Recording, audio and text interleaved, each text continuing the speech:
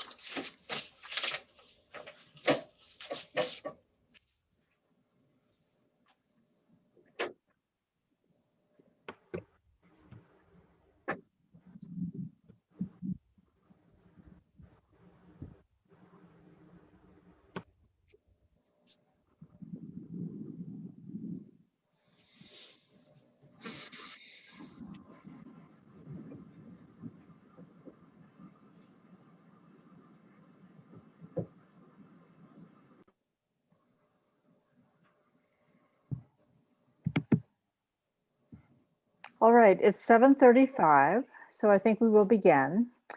I'm Elise Woodward. I'm the chair of the Capital Planning Task Force, and we'd like to, on behalf of the task force, I'd like to welcome everyone to this public forum. This is a webinar format, and if you have a comment that you'd like to make or a question, there are two, you can raise your hand, you can use the raise hand function, or you can type your question into the Q&A, which is you'll find at the bottom of your screen. A PDF of the PowerPoint we intend to show tonight is embedded in your agenda. So I think you'll be able to follow along with us if you'd like. In any event, it will be posted on the website. So we intend, the purpose of tonight's meeting is to give you a brief presentation of the work of the task force, and then to really focus on comments and questions from you. And this task force will be taking public comment through January at our email address, or at any of our meetings, which are on Wednesday afternoons, generally first and third Wednesdays of the month. And our email address is CPTF, stands for Capital Planning Task Force, at concordma.gov. I'm going to share my screen.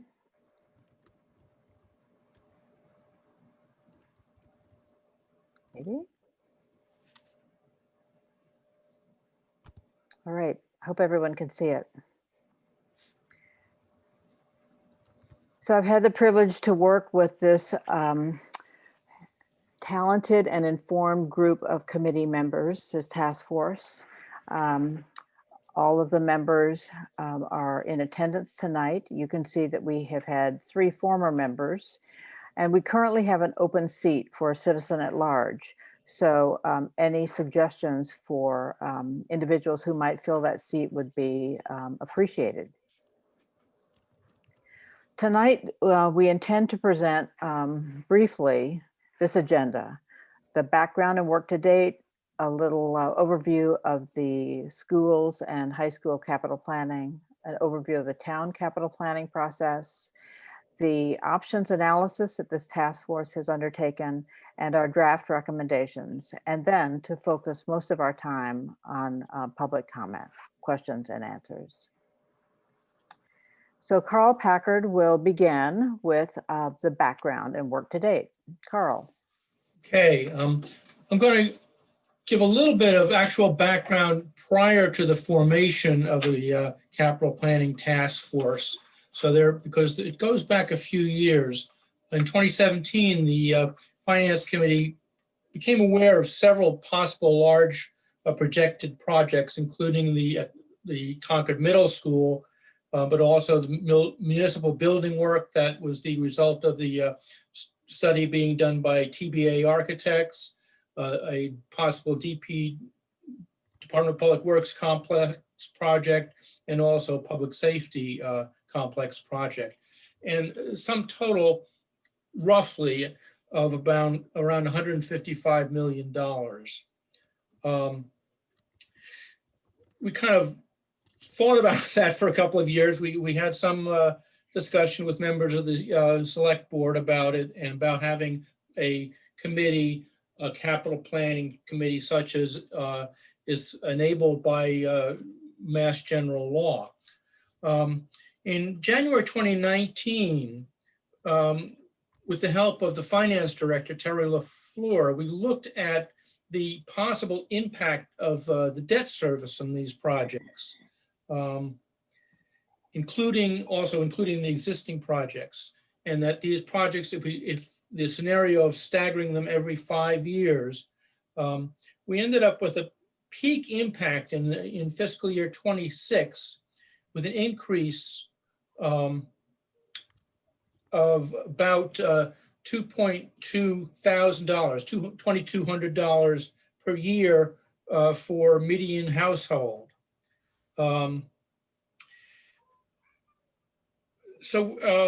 Shortly thereafter in February, we wrote a letter to the select board suggesting that a capital planning committee be formed. And be careful what you ask for. Next slide, please. Oh, there, okay, yeah, got it. Okay. Sorry, is that it? No, I'm sorry. back, yeah. I didn't realize.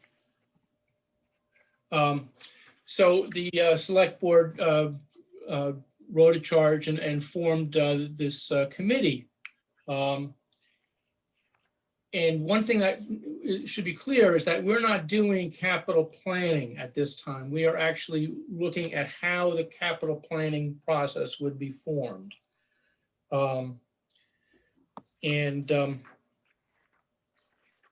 We also, so we started, I guess we can go on to the next slide. Yes.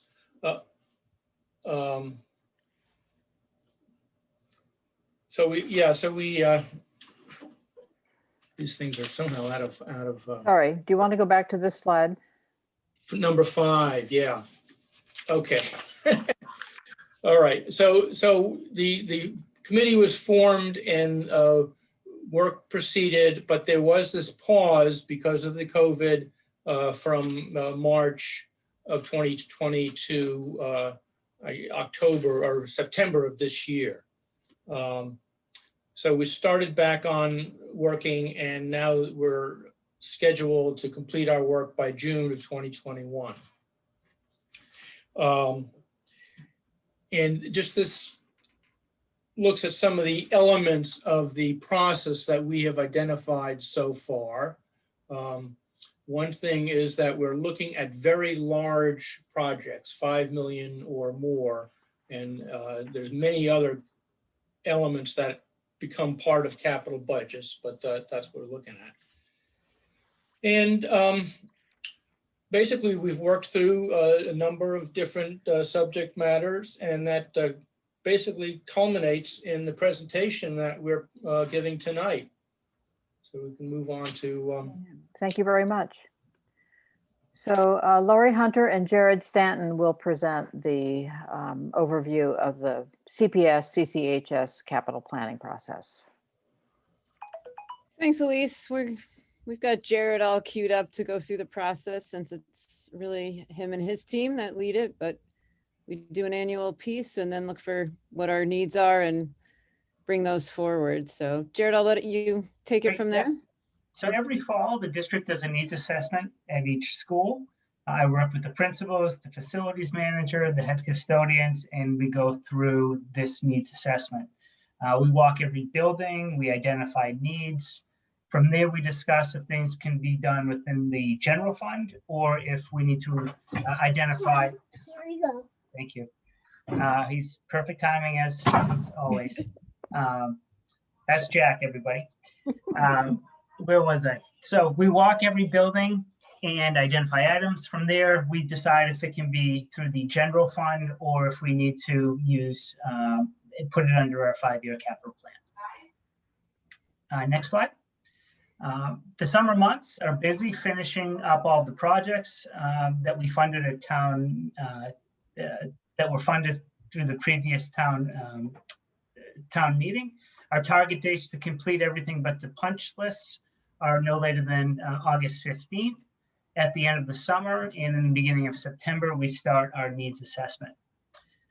In a typical year, our school budget process starts in September. By the end of October, we usually have an idea of what our preliminary capital amount will be under the town manager's capital budget.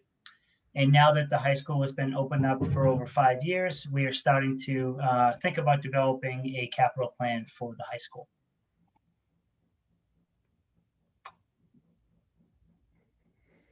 So our superintendent's recommended budget is presented in mid-November, and included in this is the first draft of the updated capital plan. From there, we present it to the different boards multiple times in the community. From January 1st to town meeting, we present the plan multiple times, even more, as well as any updated changes that have been made. After town meeting, we start the procurement process and award the jobs so we can get the work lined up to literally start the day school gets out. So I guess that is the one good thing about having an early town meeting, that we can get on people's schedule in early May. And that is it. Thank you. Stephen Crane and Terry Loeffler will discuss the town capital planning process. Thank you, Elise. I'm going to do the first slide. So on the town side, our process and timetable is very similar to what the school does.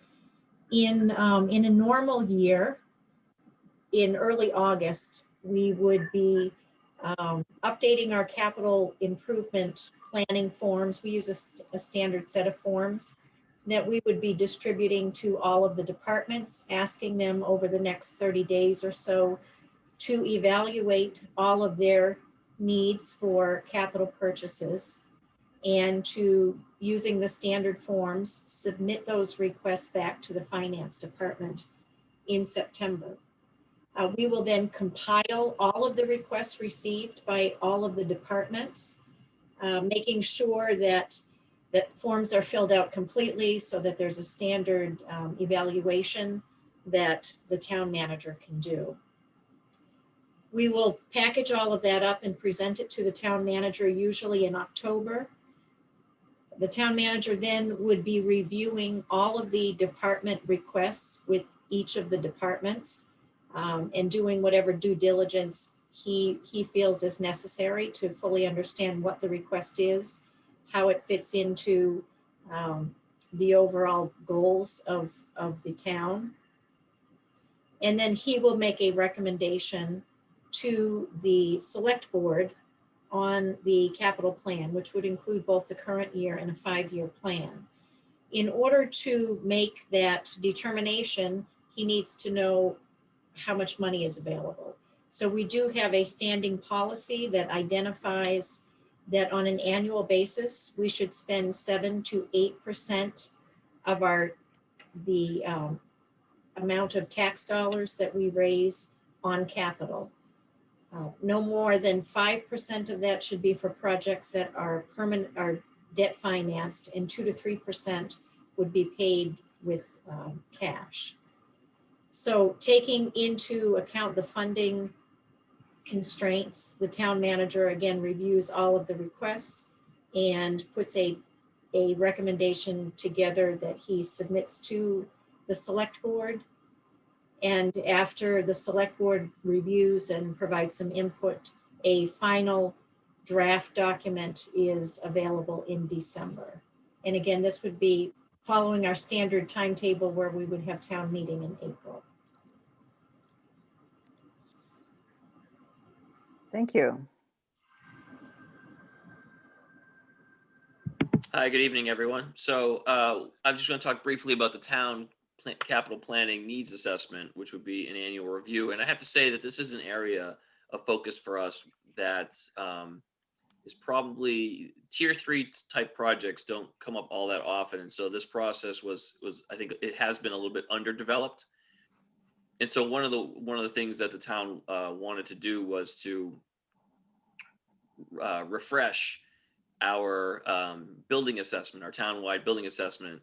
I think there had been one done back in 2002. These are 10 to 15 year interval assessments. And so the most recent one was done, I think, over 2018, 2019.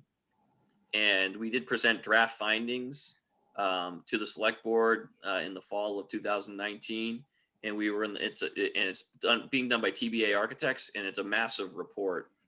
And we were in the process of finalizing it. And it's really, the pandemic has really prevented us from really finishing that document because mostly our SMT group hasn't been meeting in person to kind of go through, the final report. So but hopefully when we get a little bit back to normal, completing this facilities assessment will be a top priority.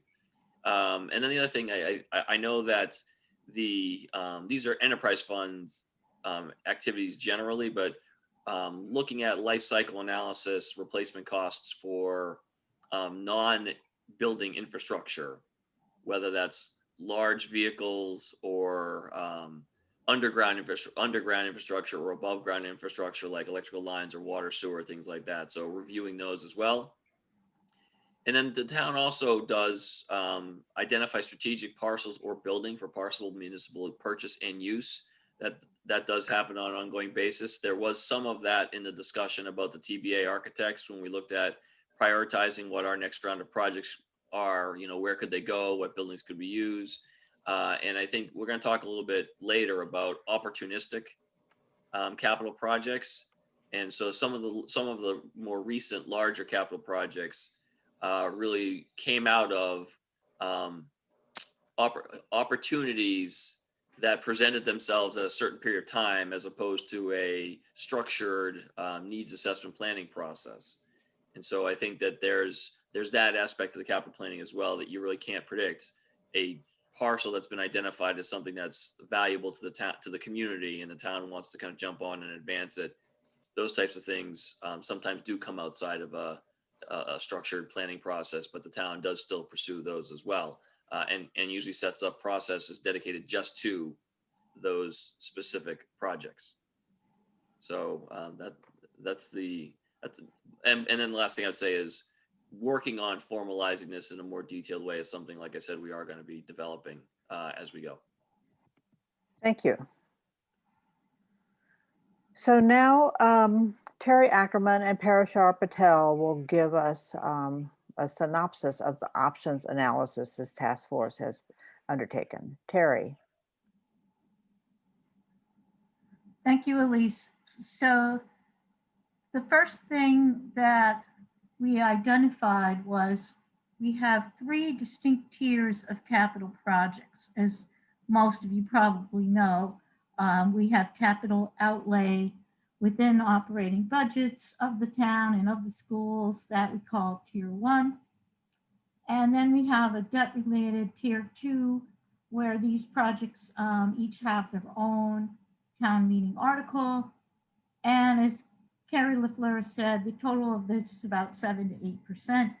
So mostly what you've heard in this presentation so far has been the school process and the town process for tiers 1 and 2. And as Stephen said, we haven't done a lot of work systematizing anything for very large projects over for tier 3. Usually these projects are very large and excluded from Prop 2.5. Next slide. So what is a very large project? That was something that we wrestled with for quite a while. And our proposed definition is any project exceeding a cost of 5 million, or any project that has 2 or more phases that total at least 5 million. And for context, 5 million borrowed is $62.50 annually for the median household in a 20-year bond. Next slide. So what is a phased project? Obviously, it's a project where work can be completed in phases. There's lots of reasons you might want to do this. You might have an extraordinary event and you have to start right away, but you don't have enough money in 1 year, you have to finish in another year. Also, there could be a unique opportunity, such as the sudden availability of a parcel that the town wants to purchase. And these phased projects give us opportunity for additional due diligence. As I said, there's insufficient annual resources to complete in a single phase, or possibly we're going to purchase the parcel in phase 1, then we start getting public input and developing it in phase 2. Sometimes the cost of the project is more than an annual budget, but it's still not meeting the definition of very large, of the 5 million. Next slide. So we're also proposing in our methodology that we have some sort of an evaluation criteria by which all of these projects are evaluated. And we've linked our proposed criteria to the Concord Sustainable Plan. I'm not going to read through every bullet, but as you can see, we're talking about things like safety, legal mandates, reducing greenhouse gases, will the project create revenue opportunities? Is the project a long-term solution to a need? Were stakeholders engaged in the planning process? Can the project be phased? So all of these considerations should be discussed in the system that we finally decide for capital planning. So now I'd like to turn it over to Parashar Patel to continue discussing the options that we're looking at.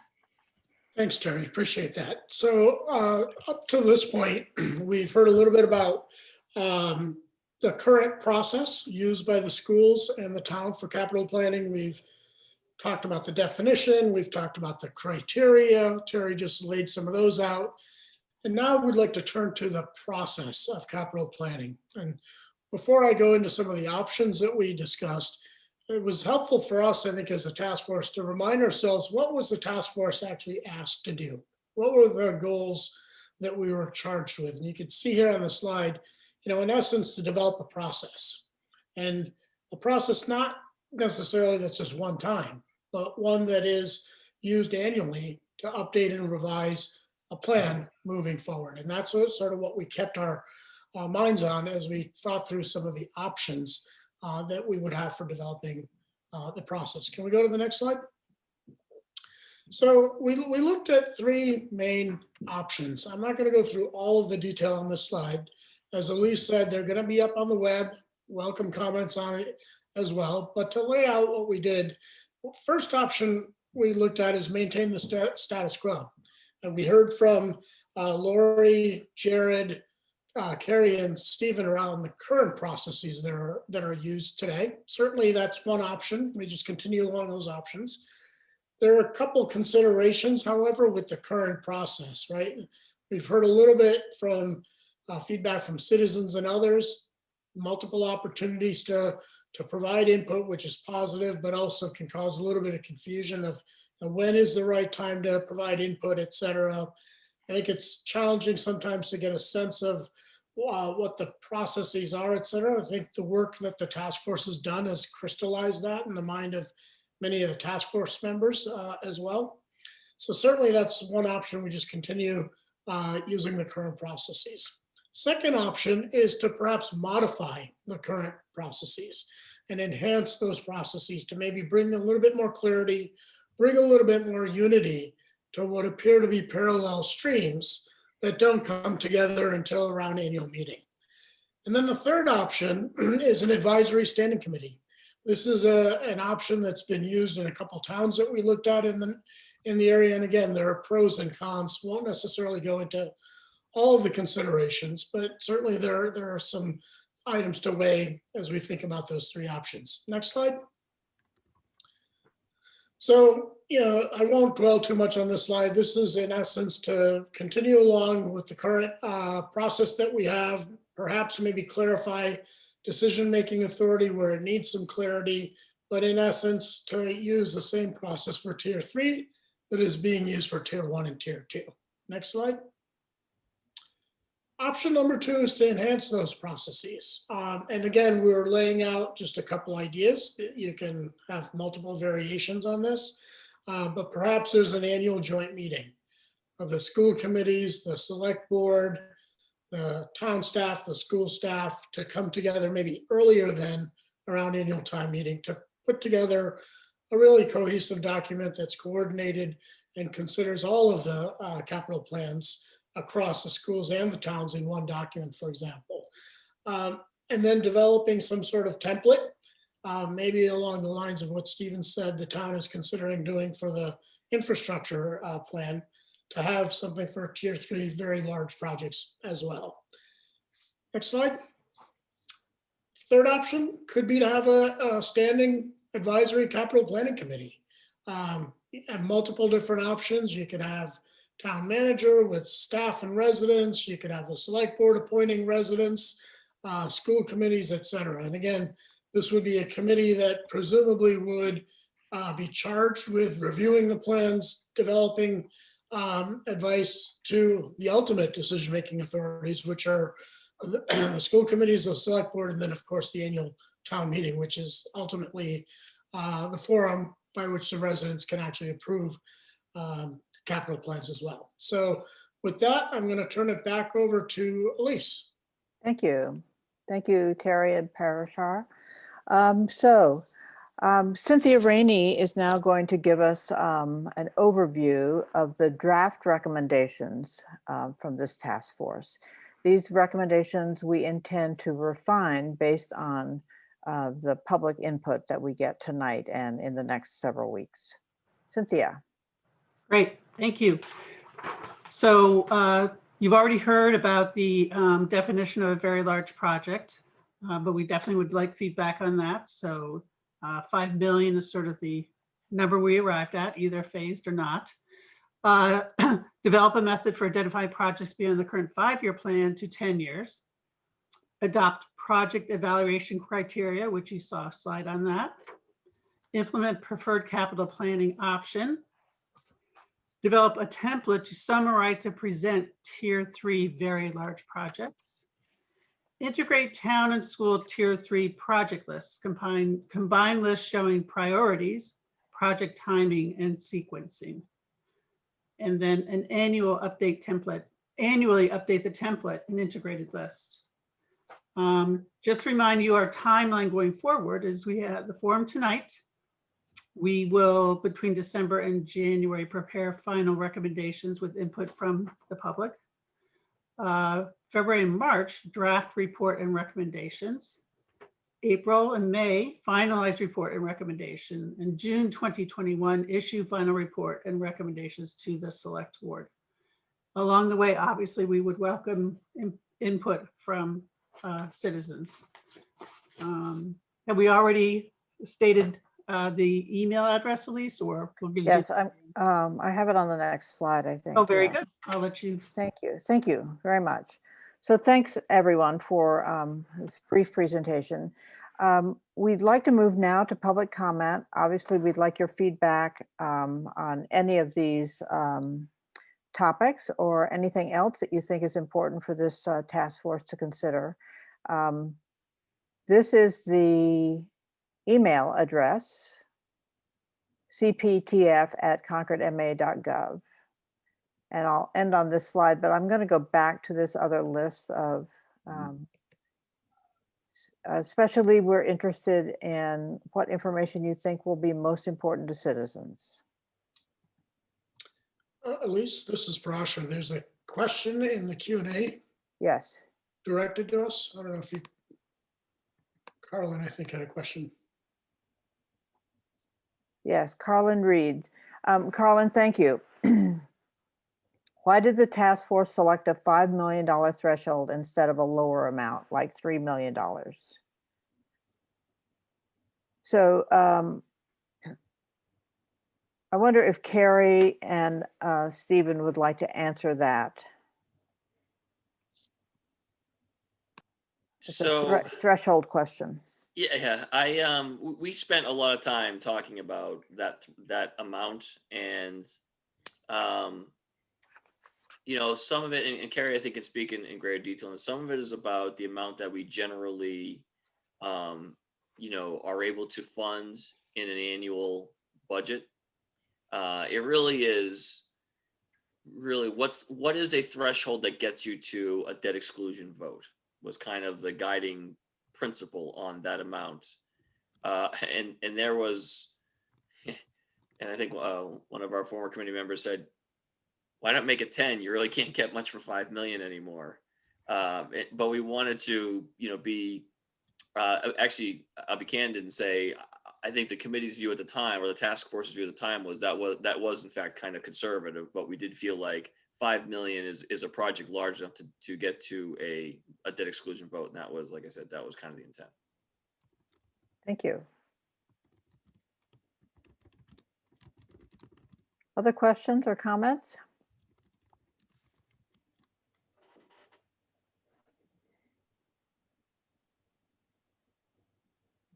We have Dory Keogh. I'm gonna allow her to talk. All right. Okay. Hi, Dory Keogh, 51 MacArthur Road. I have a question. I'm getting the sense that this is not a standing committee that would be constantly in meetings, but would be something which would be put together on a particular schedule.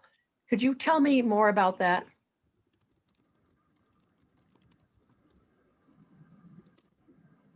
Did I not? Yeah. So I think that our option number 3, I'll comment briefly, and Parashar may want to add to this, or others. Our option 3 was an advisory standing committee. Now, I think we anticipated that it would be, in fact, a standing committee that would, it might not have, you know, monthly meetings, but it would certainly have periods of the year when it would be quite active.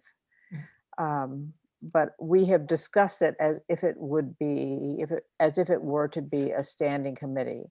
One of the considerations is whether that would be an easy committee to find volunteers to serve on, or whether it might duplicate work that the finance committee does. Parashar, do you have something else you'd like to add to that?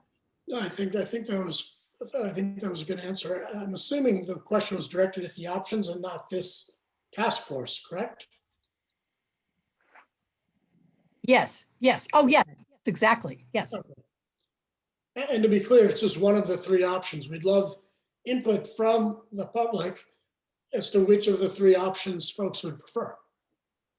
Well, may I then make my comment that I really like the idea of this being a committee, a standing committee, and not something which is put together every 6 months or whatever, keeping more continuity. But what I also wonder is, what towns have you looked at to model Concord's committee on? Are there particular towns that you felt are good models? So, oh, go ahead, Elise.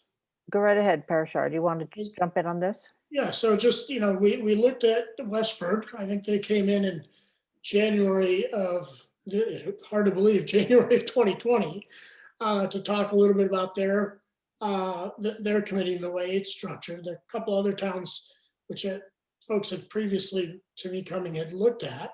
And by the way, when you talk about the standing committee, I think we would agree it would have to, for continuity purposes, presumably would continue to go along and be one that is the same year in and year out, of course, rotating members, but similar to other committees that are in town. I would just add that the community I worked in before Concord had a capital planning committee, and I offered my experiences in working with them as to help inform the work of the task force. Thank you. Thank you very much. I mean, there are many neighboring towns, Dory, that have capital planning committees that, of, one flavor or another.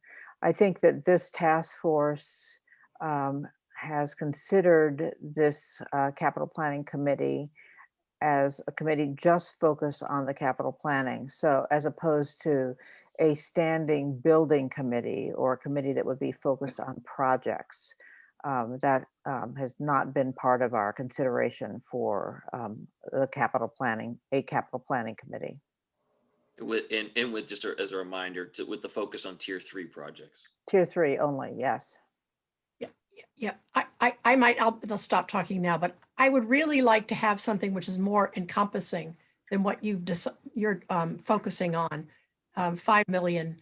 I agree that Stephen's right. That's 5 million today is what wasn't 5 million years ago. But I would like something which is much more encompassing. So that's all that I just want to suggest. I'd like you to look into that a little bit more, because it gives a better idea for the long range plan of the town and what's being done in what kind of an organized fashion. And I think 5 million, while it sounds like a lot of money, I really wonder if you might consider making it a little bit lower. But maybe you're saying 5 million in toto over several years project. That might be different, but just those suggestions, and I'll stop hogging all the time. Thank you very much. No, thank you. Thank you very much. Elise, if I may add, basically, one of the big purposes of this public forum is to get your ideas, the people who are watching out there. We've heard from a few of you, thank you, but we have not finished exploring the 3 options, option 1, 2, and 3. And we've taken this pause to get your feedback. So, for example, if we decide to go with option 3, the standing committee, then I think we probably will look at other town models some more. But we want to hear more feedback from the public.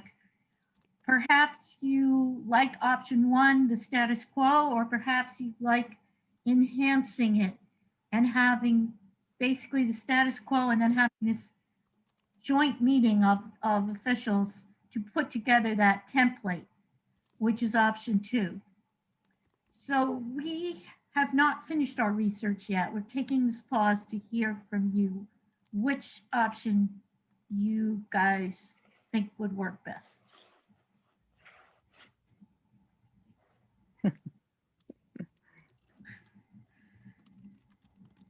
All right, I see Mary's hand raised. Mary, I will click allow to talk.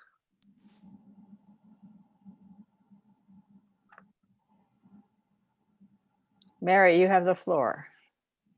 Okay, great. Thank you. This is Mary Hartman. I'm the chair of the Finance Committee, and I'm here speaking for the Finance Committee. First of all, I want to thank you for the work you've done. I know it's been a lot of work. You've been working over months, and I know it's important work. The Finance Committee has been watching you with keen interest. As Carl said, we're aware of the fact that there's a large backlog of capital projects And we know that the debt service for those capital projects will burden property taxes. So Elise came and talked to our committee, and after she talked to us, we had a pretty robust discussion, and we crafted a letter that we sent to you, and we also sent to the Finance Committee, and to the Select Board, sorry. And I would like to read from it briefly, not the whole letter, it's a pretty long letter. But I'd like to read from it briefly just to keep it as part of the public record. Thank you. Can I, Elise, is that okay? Yes, please. Thank you. Okay. The FinCom believes it would be helpful to have a capital plan that smooths debt service for legitimate yet expensive capital needs. A capital plan, together with the institutional commitment to adhere to that plan, enables the town to integrate priorities among the school and town departments and time these projects and the resulting debt service to smooth out the impact on property taxes. A debt capacity analysis tied to the capital plan. This information will provide citizens with a clear forecast of their tax bills and avoid unpleasant surprises. In short, it would make it easier to have predictable and stable year-over-year tax increases. So I think the pivotal thing there that we're struggling with right now is how do we ensure that we have a capital plan with the institutional memory? So I think that's, the Finance Committee was silent on that. That's the work that you have to do, but I just wanted to let you know how important we think the work that you're doing is. And again, thank you. Thank you very much. We appreciate your rowing with us on this.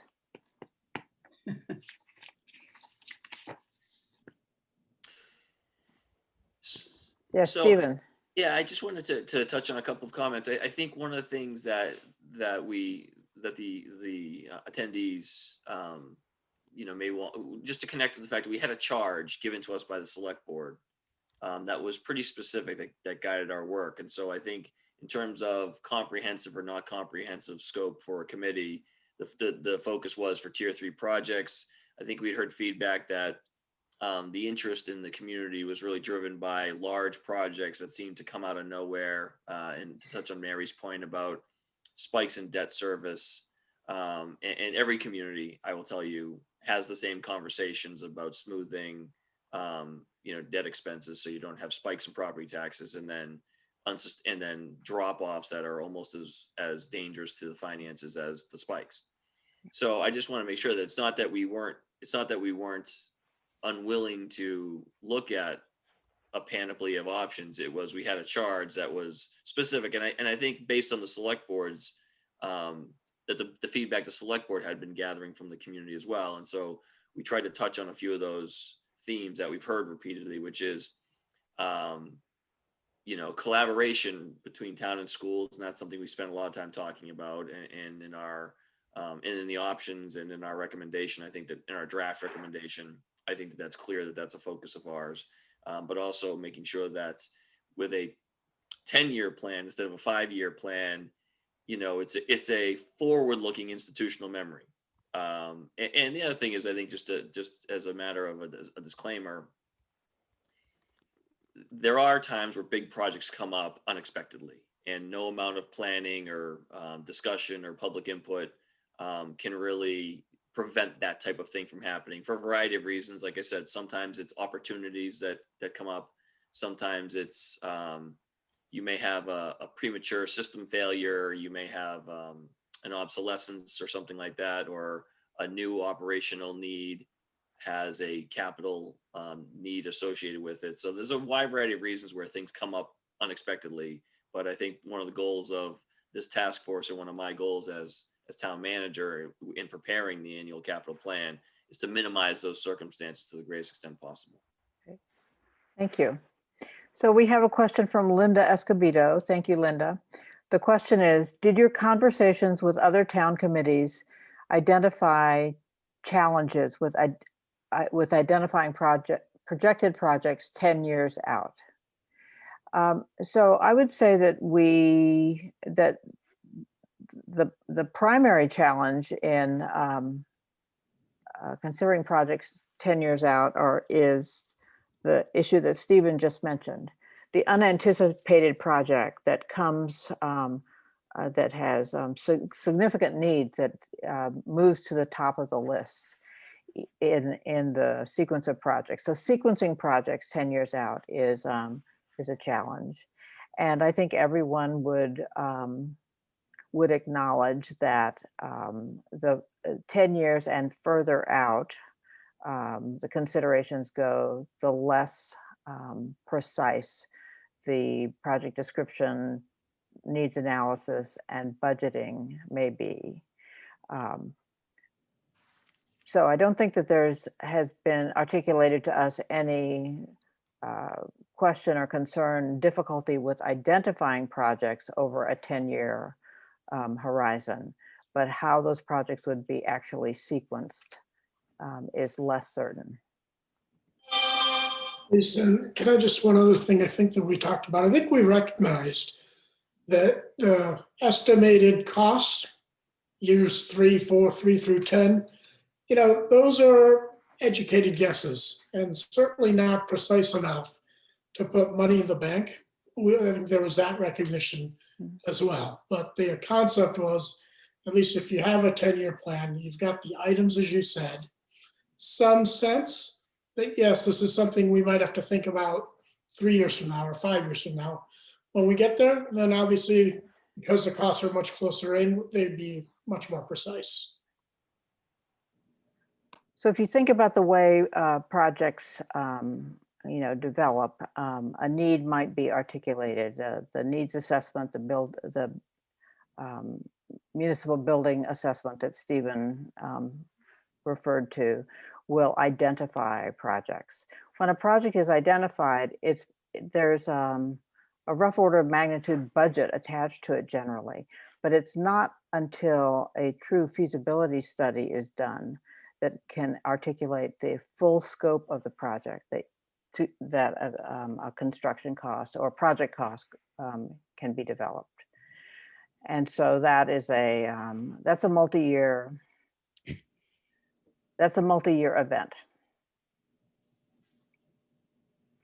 There have been some considerations that we should look beyond a 10-year horizon, and that would give us increased challenges for being precise, I think. Yeah, Thank you for those good answers and for all the work that you've done to date. Thank you. So Elise, I think I can illustrate that point because it's actually something we're discussing internally now. Excellent. So 10 years ago, or even 8 years ago, it's not unreasonable to say the town could come up with a $5 million capital project to build a special building or room to house servers for our website and our email and all of our software platforms. And so now here in 2020, we would look at that and say, why are we going to spend all that money on a physical location for this stuff when everything is moving to the cloud, and let IBM spend that money on their server things, And so those are the types of things where on a 10-year plan, sometimes those out-year projects are great ideas when they're first put on there.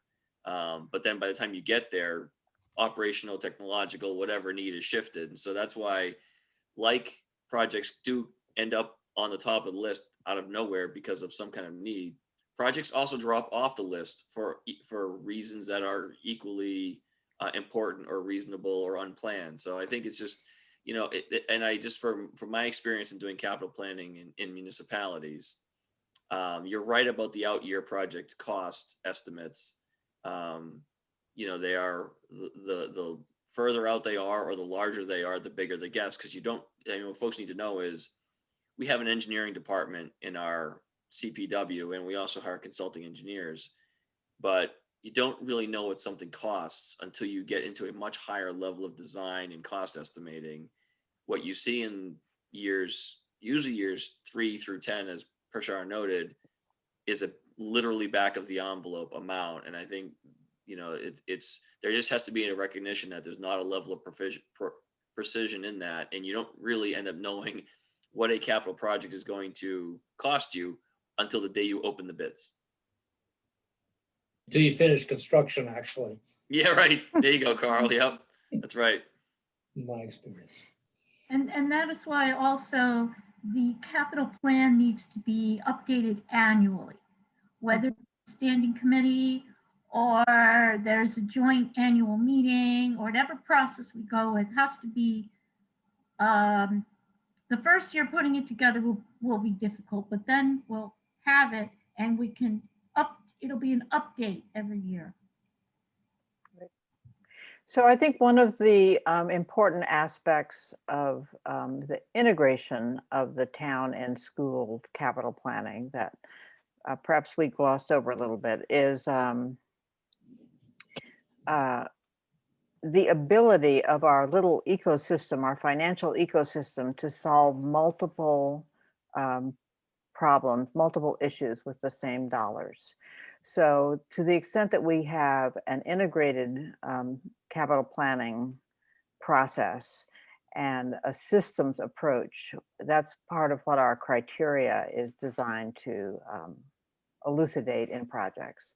The better efficiency we will have on our expenditures, we believe. Yeah, at least we didn't really spend a lot of time on the project ranking criteria, but that's an excellent point. If there was a lot of information on that slide, but I think if people take the chance to go back and look at that, you can see community goals not directly related to physical projects reflected in there. I mean, it's the sustainability of the project. Does it enhance safety? Does it offset an operational cost? Is it, and the word I've always used is value. Does it present a value for the town, not just a value for the work being done, but a value beyond that? Is it something that really we're going to get benefits that are beyond just the four walls or whatever of the project? So I do think that we did spend quite a bit of time in those project criteria, and they are thoughtful and will help guide whether it's a committee or just an enhanced process. I think those criteria are important for folks to bear in mind. And of course, we appreciate the Finance Committee's interest in fiscal sustainability, and the Comprehensive Long Range Plan asks for attention to fiscal sustainability over 10 years. So that is, our goal is to have those criteria be specific enough to support that fiscal sustainability.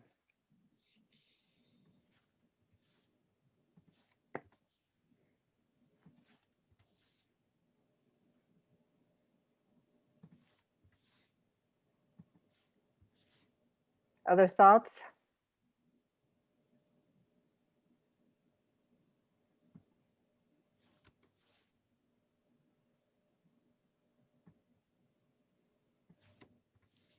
Well, we thank you very much for joining us. We thank you for your comments. We look forward to additional brainstorms that you may have in the next few weeks, especially in December and January. If you have additional comments, that would be perfect timing for us as we develop our final recommendations and more specificity. So you know how to find us. cptf@concordma.gov, and or at our meetings twice a month on Wednesday afternoons.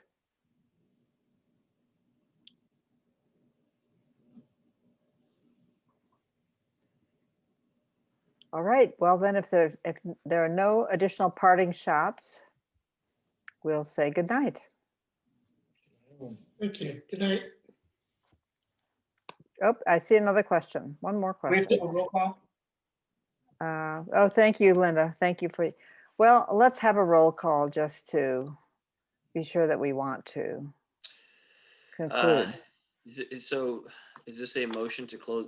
Was this a public hearing or just a public forum? It is a public forum. Okay. So motion to adjourn. Second. All in favor? Terry? Did you say Terry or Carrie? I'm gonna say, we're gonna do a roll call. Terry? Aye. Stephen? Aye. Laurie? Aye. Carrie, Aye. Jared, Aye. Carl, Okay. Cynthia, Aye. Parashar. Don't vote, remember? You Oh, don't want yes, any sorry. issues with I elections and I voting. keep trying to make you No vote. voting issues. Apologies. And yes, I, Elise, also vote to adjourn. Thank you all very much. Good night. Aye. Good night. Yeah.